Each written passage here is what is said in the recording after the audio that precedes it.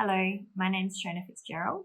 I work as a water supply and sanitation specialist at the World Bank, and I studied a Master's of Engineering Science in Water and Wastewater Engineering at UNSW. I'm going to give you a little snapshot of my somewhat winding career path so far. So when I left high school, I obviously didn't go straight into a master's. I decided that I wanted to continue to pursue the subjects that I was most interested in. So I enrolled in a Bachelor of Arts, and I studied French, and a Bachelor of Science, studying chemistry and maths. And that was a great way to further my skills, to really continue learning about things that I was excited about, things that I was interested in. And I got to the end of those degrees and started thinking about, how do I apply these skills, this knowledge? What does it look like for me in terms of a job? And really what had drawn me to the combination of arts and science was an interest in people, an interest in sociology, an interest in society, as well as an interest in science and technical skills. And that led me down the path of thinking about the water industry. And I was really motivated to join the Australian water industry because, to me, it's a really nice combination of using my technical skills, but also doing something which at its core is about public health. At its core, it's about people.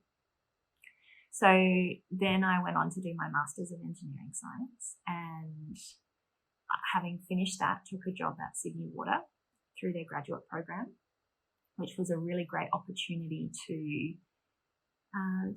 try a number of different roles. So I worked in strategy and research operations, and then finally settling in a role in planning.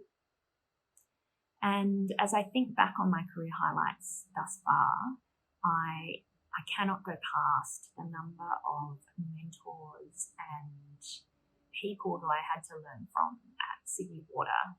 The Australian water industry really is world class, and it was such a privilege to learn from those people and have such an amazing kickstart into my career. And then continuing my role at Sydney Water, I got to a point that I thought that draw card, which was really around the people and was really around bettering society, which was a major draw card for me to the water industry, it was still pulling. And so I took a step into what we might call a humanitarian engineering role. So humanitarian engineering is where we use our engineering skills and we apply them to provide for the most vulnerable, the most disadvantaged.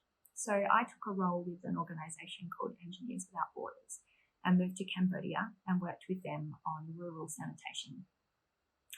And similar to the amazing mentors I had at Sydney Water, Engineers Without Borders was really a great way to explore what are some of the needs that people have, and how do we design engineering products and services in a way that meets the needs of the people.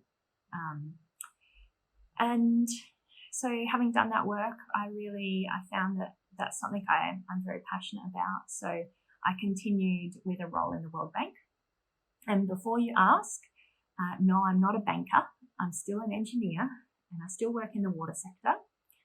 But what the World Bank does is that we fund projects in developing countries, wide range of projects, but a lot of them are infrastructure. So I work in the water sector, where my day-to-day work might look like advising on engineering designs for water supply, sewage infrastructure, or working closely with our colleagues in government in developing countries or in national utilities in developing countries to support them to do their day-to-day work as well. And what I'd say about engineering is that the job opportunities are as diverse as your interests. It's really, we're really everywhere in all sorts of jobs, in all sorts of industries. And at the creative end of the spectrum, at the business management end of the spectrum, there's the skills that you learn in an engineering degree, particularly around problem solving and reasoning, will really set you well in any job you choose to do and in any pathway that you choose to take.